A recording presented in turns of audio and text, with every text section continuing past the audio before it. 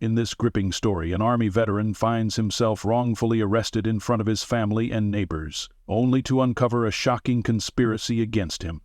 As the truth comes to light, the veteran takes a bold stand, filing a $10 million lawsuit that shakes the system to its core.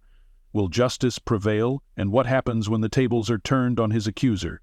Subscribe and follow along to witness this incredible tale of resilience and redemption. Let us know where you're watching from in the comments and honor our veterans. Jack Reynolds adjusted the American flag hanging outside his small, neatly kept home. He took pride in the simple things: his modest house, his growing hardware store, and the community that had always supported him. His life wasn't glamorous, but it was honest, and Jack liked it that way. Inside, his wife, Emily, was making breakfast, while their teenage son, Luke, scrolled through his phone at the kitchen table. The smell of bacon and coffee filled the air. "You coming to the store today, Dad?" Luke asked, barely looking up from his screen. "Only for a bit," Jack replied, stepping into the kitchen. "Inventory shipments due this afternoon, but after that, we've got the ball game, remember?" Luke grinned, setting his phone down. Jack ruffled his son's hair and kissed Emily on the cheek before grabbing his mug of coffee. Just as he was about to sit down, the sharp sound of tires screeching outside shattered the morning calm. Jack's brows furrowed as he moved to the window. What he saw made his stomach drop.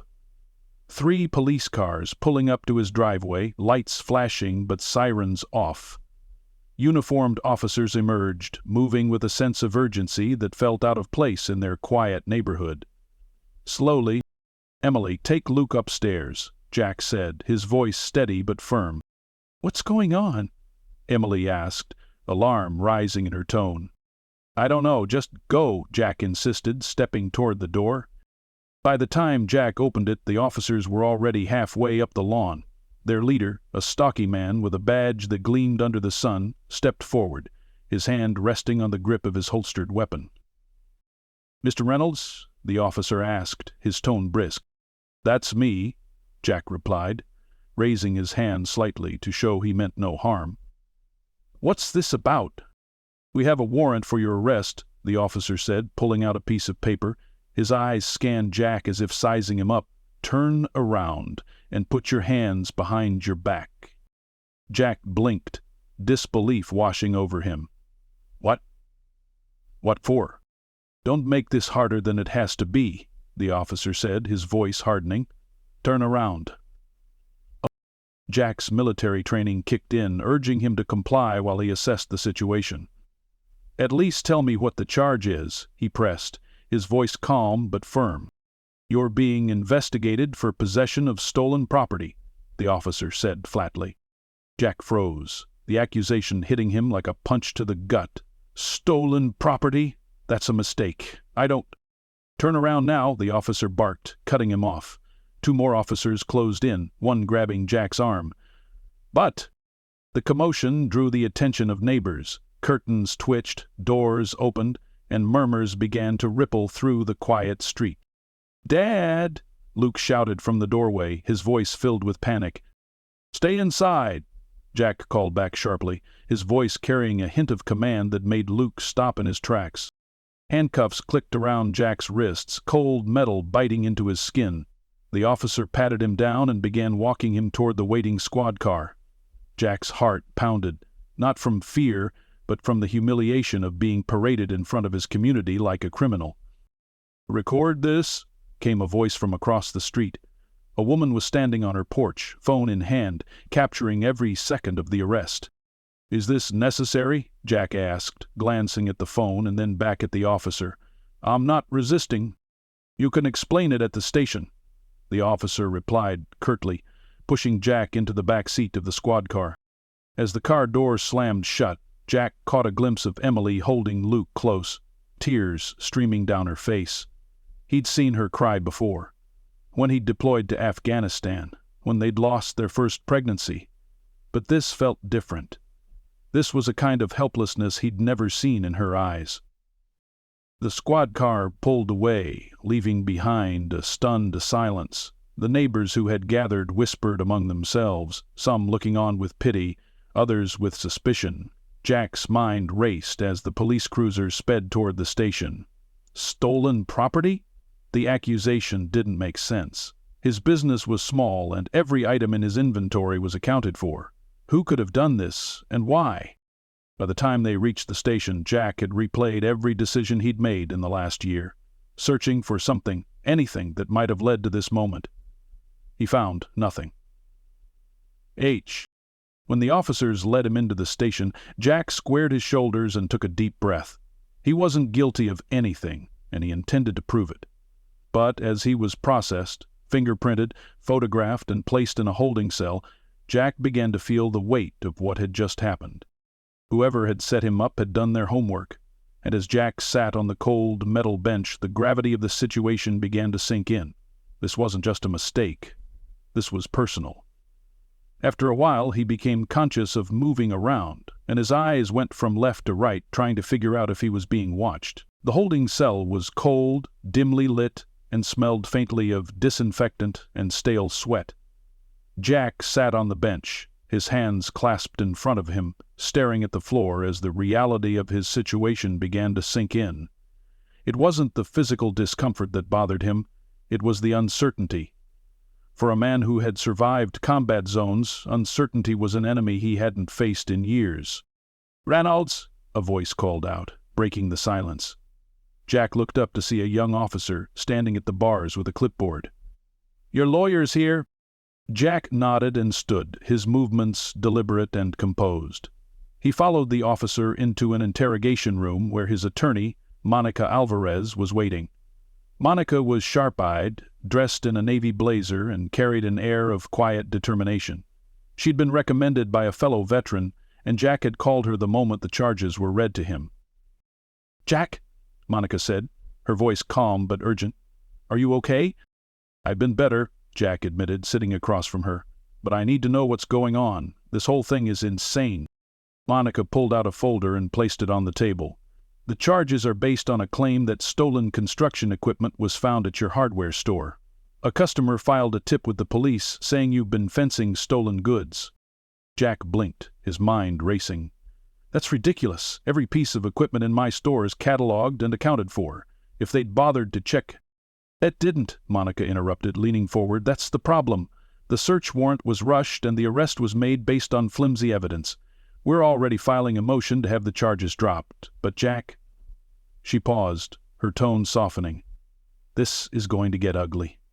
The media's already picked up the story." Jack rubbed his temples, frustration bubbling beneath his calm exterior. "What do I tell Emily? And Luke? They're already getting looks from the neighbors." Monica hesitated before responding. "For now, tell them to stay strong. This won't be resolved overnight, but I promise you, Jack, I'll fight this." By the time Jack was released on bail, the damage was already spreading like wildfire. The story of his arrest had been plastered across local news channels, the headlines painting him as a potential criminal rather than a falsely accused veteran. When Jack returned home, he found Emily and Luke waiting in the living room. Emily's face was pale, her eyes red from crying, but she tried to muster a smile. Luke, however, sat stiffly on the couch, his jaw tight and his hands clenched into fists. "Dad, why didn't you fight back?" Luke burst out as soon as Jack walked through the door. "You'll let them take you like you were guilty." Jack knelt in front of his son, his voice steady. "Because fighting wouldn't have solved anything, Luke. I'm innocent, and I'm going to prove it. But we can't lose our heads, okay?" Luke's lip trembled, but he nodded, and Jack pulled him into a hug. Emily joined them, her arms wrapped tightly around both of them. "We'll get through this," she whispered. "We've faced worse." But Jack knew this was different. This wasn't war or financial hardship. This was an attack on his character, his integrity. And whoever was behind it had done a good job of making it stick.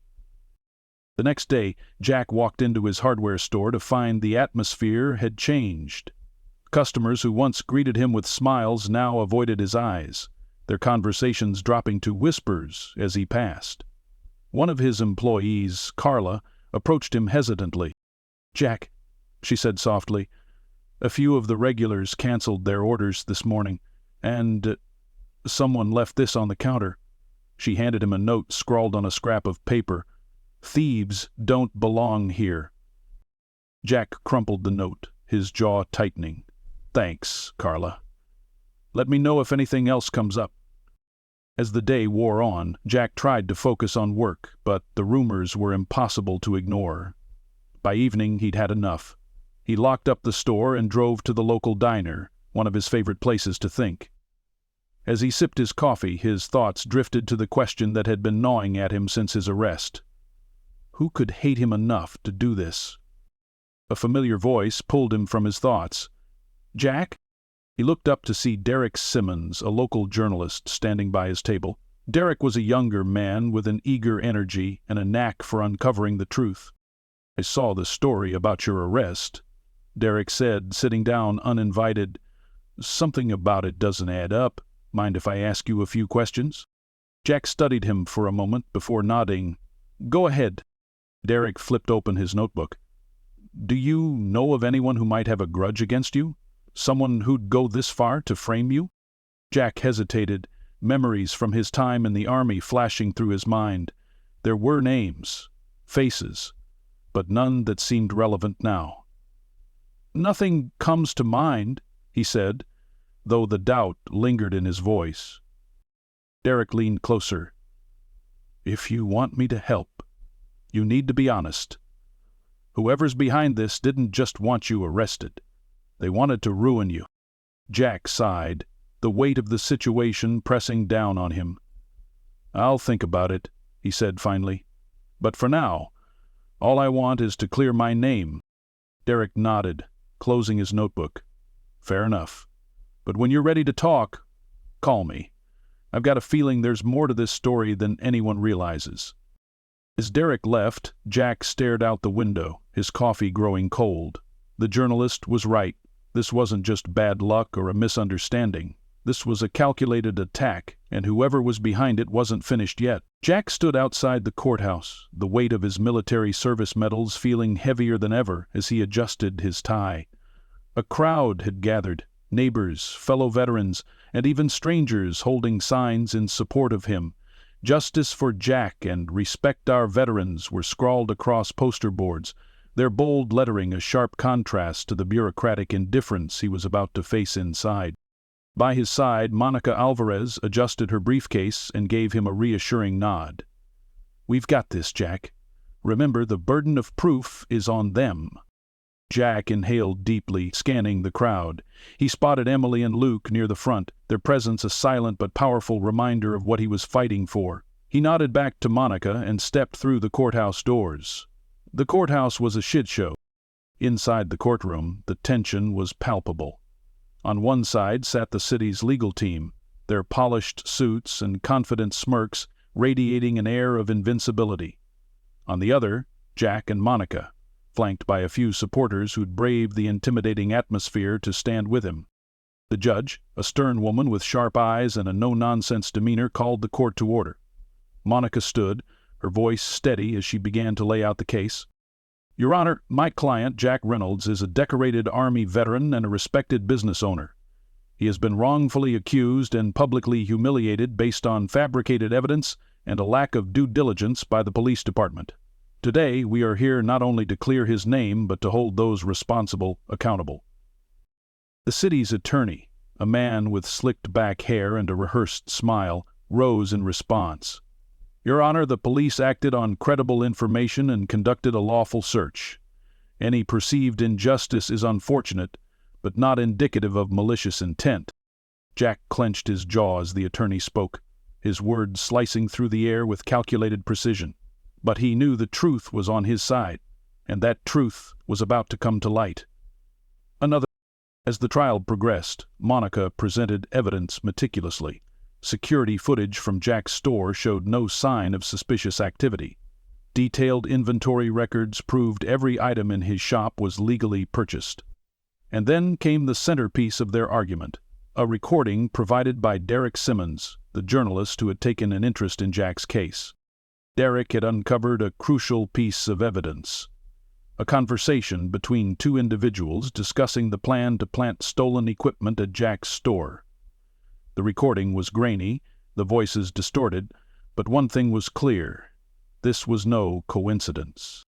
"Your Honor," Monica said as she played the recording, her voice tinged with controlled outrage, "this tape proves that my client was the victim of a premeditated act of malice.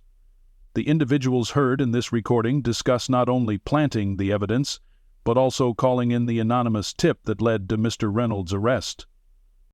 The courtroom murmured, the revelation sending ripples through the audience. Jack glanced at Emily, who was clutching Luke's hand tightly, her face a mixture of relief and anger. "Peachy!" called Charlie. The city's attorney stood, his confidence visibly shaken. "Your Honor, this recording is inadmissible. Its origins are unclear, and the chain of custody has not been properly established." But Monica was ready.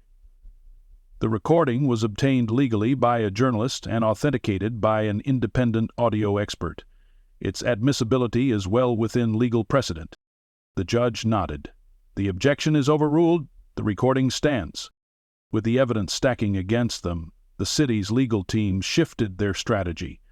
They began to imply that Jack's military background made him a volatile individual, suggesting his actions could have been misinterpreted due to residual combat stress. Monica didn't let the insinuation go unanswered. "Your Honor, my client's service to this country is not on trial here. He is a man of integrity who has faced challenges far greater than this baseless accusation. The attempt to smear his character only highlights the weakness of the prosecution's case." Jack sat silently, his fists clenched under the table. He had faced enemies in combat, but this felt personal in a way he hadn't anticipated. They weren't just questioning his actions. They were questioning his very identity. Robert remarked, "By the end of the day, the courtroom felt like a battlefield." Monica delivered her closing argument with precision and passion, painting a vivid picture of a man wronged by a system that should have protected him. Jack Reynolds served his country with honor, and when he returned home he built a life of integrity and service to his community. The actions taken against him were not just a mistake. They were a violation of the principles this country stands for. Today, you have the opportunity to set things right. The city's attorney made his final remarks, but the cracks in their case were evident. As the judge adjourned for the day, Jack felt a flicker of hope. The truth was out there now, and it was only a matter of time before justice followed. That evening, Jack returned home to find his front yard filled with supporters. Veterans from his old unit, neighbors who had doubted him, even customers who had stopped visiting his store. All of them stood together, holding candles and signs of encouragement. Jack stepped out of his truck, overwhelmed by the sight. A man in a wheelchair wearing a Vietnam veteran's hat rolled up to him and extended his hand. Jack pulled himself together as best he could, with two hands clinging to his neck. "We've got your back, Jack," the man said firmly, "no matter what happens." Jack nodded, his throat tight with emotion. As he looked around at the faces lit by candlelight, he realized something profound. This wasn't just his fight anymore. It was a fight for every veteran who'd ever been overlooked, disrespected, or wrongfully accused. And Jack Reynolds wasn't about to let them down. The courtroom buzzed with quiet tension as the second day of Jack's trial began. Journalists filled the gallery, their pens scratching against paper, as they prepared for what had been promised to be the most dramatic day of the proceedings. Jack sat at the defense table, his jaw tight, his military posture unyielding. Beside him, Monica Alvarez shuffled through her notes, a calm but determined expression on her face. "Next witness," the judge called, her voice echoing through the hushed courtroom. Monica stood. "Your Honor, the defense calls Derek Simmons to the stand." Jack watched as Derek strode confidently to the witness box, his notebook tucked under one arm. The journalist's role in unearthing the truth had been instrumental, and today Monica was prepared to expose exactly how deep the conspiracy against Jack went. End quote. After being sworn in, Derek adjusted the microphone in front of him. "Mr. Simmons," Monica began, "could you tell the court about the evidence you uncovered regarding Mr. Reynolds' case?" Derek nodded. During my investigation, I discovered a series of communications between two individuals connected to the original tip against Mr. Reynolds. These communications included phone records and the audio recording presented yesterday. "And what did these communications reveal?" Monica pressed. Derek leaned forward slightly. "They revealed that the accusation against Mr. Reynolds was orchestrated by someone with a personal vendetta against him. This wasn't about stolen property, it was about revenge." The room erupted into murmurs. The judge banged her gavel, calling for silence. Jack felt his chest tighten. He had suspected someone was behind this, but hearing it confirmed sent a chill through him. Monica handed Derek a piece of paper. "Can you identify the names on these phone records?" Derek nodded. "Yes. One of the voices on the recording belongs to Gregory Price." "Price. I'm here with the Federal Bureau of Inquiry." Jack froze at the name. Gregory Price. The man had served under Jack during his last deployment. Their relationship had been rocky at best, culminating in Price being dishonorably discharged for misconduct. Jack had been the one to report him. Monica continued. "Mr. Price had the motive and the connections to orchestrate this plot, didn't he?" "Yes," Derek confirmed. "Price used his connections in the construction industry to plant the stolen equipment in Mr. Reynolds' store and then filed the anonymous tip that led to his arrest." The prosecutor leaped to his feet. "Objection! Speculation!" Monica countered immediately. "Your Honor, we have corroborating evidence that Mr. Price directly facilitated the false tip and planted the items. We intend to call witnesses who will testify to this." The judge nodded. "Overruled. Proceed."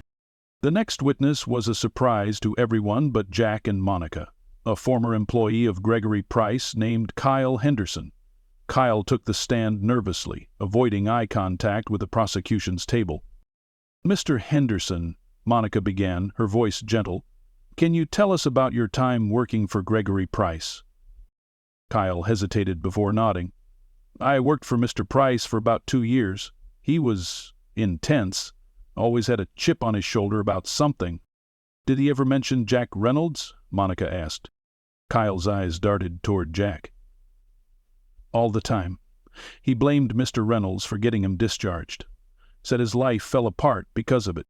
"And did Mr. Price ever discuss a plan to retaliate against Mr. Reynolds?" Kyle swallowed hard. "Yes. He said he was going to ruin him.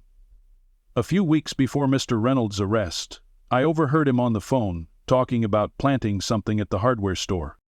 The courtroom erupted again, the weight of Kyle's testimony sending shock waves through the audience. Jack felt a mix of vindication and anger. This wasn't just a misunderstanding. This was a calculated, malicious attack on his livelihood and reputation. During cross-examination, the city's attorney attempted to discredit Kyle's testimony, pointing out his lack of a formal complaint against Price. But Monica was ready. She presented text messages between Kyle and a friend where Kyle had expressed fear of retaliation if he spoke out against Price. As the prosecution fumbled to regain control, Monica seized the opportunity to bring the focus back to Jack's integrity. She called one final witness, a fellow veteran who had served alongside both Jack and Gregory Price. The man, Sergeant Liam Parker, testified to Jack's leadership and fairness, as well as Price's history of reckless behavior. "Jack Reynolds was one of the finest leaders I've ever served under," Liam said firmly. "He didn't tolerate misconduct, but he also didn't hold grudges. If he reported Price, it was because it was the right thing to do." By the end of the day, the narrative had shifted entirely. What began as a straightforward criminal case had unraveled into a web of personal vendettas, corruption, and systemic failure. The city's attorney looked visibly defeated, while Monica and Jack exuded quiet confidence. As the judge adjourned for the day, Jack turned to Monica. "Do you think it's enough?" "It's more than enough," she replied. "But we still have to wait for the ruling." That evening, Jack sat on his porch, staring out at the quiet street. The weight of the past few days pressed heavily on his shoulders. Emily joined him, handing him a cup of tea and sitting close. "You did the right thing, Jack," she said softly. "I know," Jack replied, his voice steady. "But it shouldn't have come to this." Honey, he thought about Gregory Price, how bitterness and pride had driven him to ruin another man's life. Jack resolved that when this was over, he wouldn't let anger or vengeance define him. He'd fought too hard to keep his integrity intact, and he wasn't about to lose it now. As the stars began to appear in the night sky, Jack felt a renewed sense of purpose. This fight wasn't just about him. It was about standing up for every veteran who'd been betrayed by the system they served to protect. The courtroom was packed for the final day of Jack's trial. The air was thick with anticipation, every seat occupied by supporters, reporters, and onlookers drawn by the unfolding drama. Jack sat at the defense table, his back straight and his face calm, though his heart pounded in his chest. Monica Alvarez sat beside him, a picture of poise and confidence. This was the moment they had worked so hard to reach. "All rise," the bailiff announced as the judge entered. The room fell silent as she took her seat, her sharp gaze sweeping over the courtroom. "Either careful review of the evidence and testimony," the judge began, her voice steady but commanding. "It is clear that Mr. Jack Reynolds was wrongfully accused. This court finds in favor of the defendant." A wave of relief washed over Jack as the courtroom erupted in cheers. Emily and Luke, seated in the front row, embraced each other, tears streaming down their faces. Monica placed a hand on Jack's shoulder, her smile triumphant. The judge raised her gavel, silencing the room.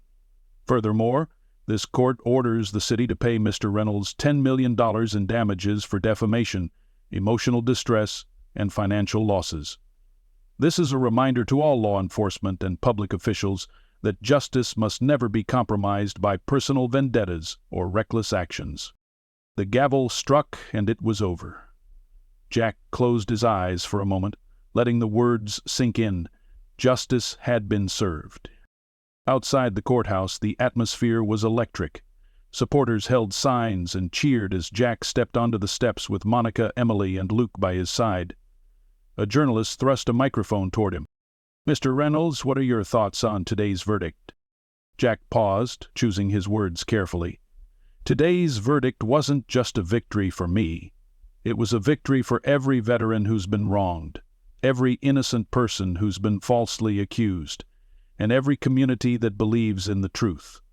I'm grateful to everyone who stood by me, and I hope this serves as a reminder that integrity will always prevail." The crowd roared in approval. Jack shook hands with supporters and embraced old friends who had traveled far to stand by him. Among them was Sergeant Liam Parker, his former comrade. "You did good, Jack," Liam said, his voice thick with emotion. "Proud of you." "Couldn't have done it without you," Jack replied, gripping Liam's hand tightly. The following weeks brought a whirlwind of changes. Jack's hardware store, once shrouded in suspicion, became a symbol of resilience. Customers returned in droves, some bringing letters of support or small tokens of gratitude. Jack used part of his settlement to expand the store, hiring veterans in need of stable jobs. But he didn't stop there. True to his word, Jack dedicated a significant portion of the settlement to creating a Veterans Resource Center in the heart of town. The center offered career counseling, mental health services, and community events aimed at supporting those who had served. It was named the Integrity Center, a nod to the values Jack had held onto throughout his ordeal. At the grand opening ceremony, Jack stood before a crowd of veterans, local officials, and townspeople. The sun set behind him, casting a warm glow over the gathering.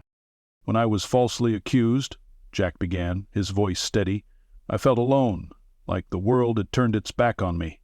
But standing here today, I realize I was never alone. This community, my family, my fellow veterans, you reminded me what it means to fight for what's right. This center is for all of you. Together, we're stronger." Now, the applause was deafening. As Jack stepped down from the podium, Luke ran up to him, wrapping his arms around his father. "I'm proud of you, Dad," Luke said, his voice muffled against Jack's chest. Jack smiled, his eyes misting. "Thanks, buddy.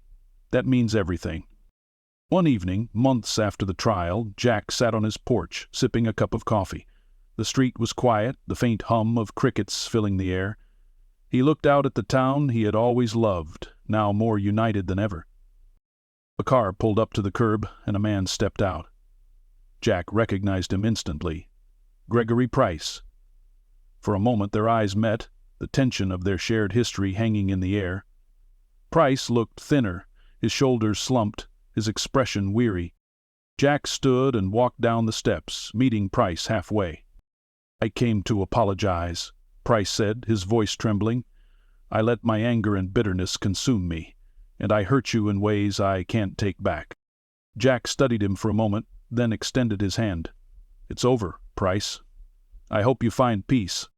Price hesitated, then shook Jack's hand before walking back to his car. As the vehicle disappeared down the street, Jack felt a sense of closure he hadn't realized he needed. Once in the car, Price reached for the handle of the gate and shook it slightly. The final scene unfolded at a community event held at the Integrity Center. Jack stood among a group of veterans, listening to their stories and sharing laughs. The atmosphere was filled with camaraderie and hope. As the evening wound down, Jack took a moment to himself, gazing at the plaque on the wall. It read, "Dedicated to the men and women who served with honor and integrity." Emily appeared beside him, slipping her hand into his. "You did something incredible, Jack." "I just wanted to make a difference," Jack said softly. "And you have," Emily replied. "More than you know." As they stood there, surrounded by the people whose lives had been touched by Jack's fight for justice, Jack realized that his ordeal, painful as it had been, had led to something far greater than himself. He had found purpose, not just in proving his innocence, but in uplifting others. Jack Reynolds had been tested, but he emerged stronger, and so had his community.